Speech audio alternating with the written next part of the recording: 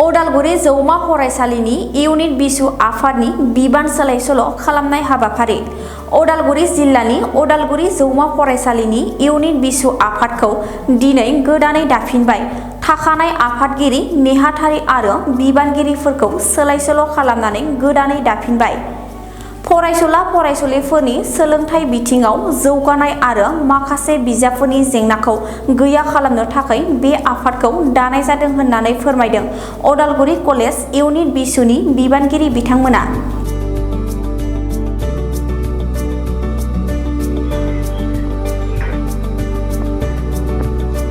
जोंनि बिएससि कलेजनि जानानै हामबाय होनदों। जों सेथियाव दिनै जोंनि दिनैनि बे रिसाफल खालामनायनि जाहोनानो जाबाय सेथियावनो आं हामबाय होनदों जोंनि आगुनि जों जायफोर जों मावथिमोन आरो लोगोसे दिनै जों गोदान बिएससि इउनिटनि जायफोर लिडार जों बेखौ दानाय जाबाय। आफादगिरियाव सिगाङाव आंनो दंमोन आरो लोगोसे जों दिनै बेखौ रिसाफल खालामनानै जों गोदान जोंनि बिएससि कलेज इउनिटनि प्रेसिडेन्ट आरो सेक्रेटारि आरो बिनि पर्टफलिअ जायफोर जेसेबां दंमोन जों बेखौ दिनै सोलायना होनाय जादों। आरो जों बेखौनो जों सिगांनिफ्रायनो जेब्ला जों बे बिएससि कलेज इउनिटखौ जोंनि उदालगुरि कलेजाव दादोंमोन बे समनिफ्रायनो जोङो मोनसे थांखि लानानै जों बे कलेज बिएससि इउनिटखौ दानाय जादों। बेनो जाहैबाय जोंनि कलेजाव गोबां खामानिफोर मावनो दङ जायफोर जोंहा बिजाबनि खामानि आरो गोबां स्टुडेन्टफोरा एडमिसनावनो जा आरो थांलाय फैलायाव मालाबा समाव ट्राभेल जायो बेफोरनि थाखाय जोङो जेंना जेंसिफोरखौ जोङो सुफुंनो थाखाय जोङो जोंनि सारफोरखौ लोगोसे लानानै जोङो बेखौ खामानि मावनो जों आखायाव लादोंमोन। बिनि थाखाय जोङो गोबाव समनिफ्रायनो बेखौ सानबाय थादों आरो जों बेखौ जों मावबाय थादों। आरो बिनि थाखाय जोङो जायफोरा दिनै जोंनि गेजेराव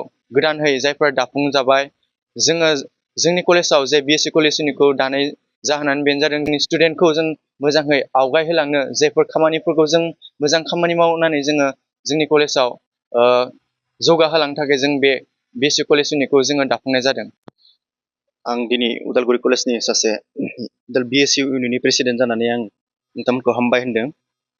मानो होनबा आं सासे प्रेसिडेन्ट जानानै फैबाय थानाय समफोराव आङो फरायसाफोरनि जि बिएससि इउनिटनि थांखि लादों बेयाव आं फरायसाफोरनि थाखाय मोजाङै खामानि मावलांगोन आरो आं हानायसेबांखौ आं आंनि लोगोफोरखौ लानानै आं खामानिखौ मावलांगोन आरो आं बेयाव गासै बिथिंनि थाखाय आं मोजाङै मावगोन। बिदिनो आङो जि फरायसाफोरनि जि गोबां जेंना जोंहा दिनै फरायसाफोरा माब्लाबा समाव जि बिजाब गैया बेफोरबायदि जेंनाफोरखौ जों बिएससि इउनिटनि जानानै जोङो मोजाङै सामलायलांगोन। जायफोर फरायसाफोरा जि बिदिनो बे कलेजाव जि फरायनो फैयो बिथांमोनखौ आं खावलायनो सानोदि नोंथांमोना मोजाङै कलेजाव फैनानै मोजाङै क्लासफोरखौ खालामगोन आरो नोंथांमोना गाव गावनि टिचारफोरखौ मोजाङै रेसपेक्ट खालामगोन। आं बेखौनो खावलायनो सानो। जोंनि बेलायाव जोङो मेक्सिमाम स्टुडेन्टफोरनि थाखाय जोङो दिनै बिएससि इउनिटखौ दानाय जादों। जि स्टुडेन्टफोरा जोंनि दिनैनि गेजेराव गोबां बिदि प्रब्लेमाव गोलैसोनो गोनां जायो जों बेफोरनि थाखायनो बिएससि इउनिट कलेजखौ जोङो 2014 जानुवारियाव इस्टाब्लिश खालामनाय जादोंमोन। मेनलि स्टुडेन्टफोरनि थाखाय जों इस्टाब्लिश खालामनाय जादोंमोन बे बिएससि इउनिटखौ। आफादगिरि हिसाबै बिथाङा आन्द्रेस दैमारि लोगोसे आंखौ जेनेरेल सेक्रेटारि हिसाबै आं नाजावनाय जादों बिबान। ओमफ्राय लोगोसे जेनेबा दानायनि रिजोना बेनो कलेजावहाय जोंहा गोबांथार जेंनाफोर थायो बेबायदिनो बिजाबनि होन सोलोंथाइ बिथिङावहाय बेबायदि जों जेंनाफोरखौहाय सुस्रांगोन। लोगोसेहाय जोङो सारमोनजोंहाय रायज्लायनायनि गेजेरजोंहाय बेसेबां जेंनाखौ जों सुस्रांनो नाजागोन आरो।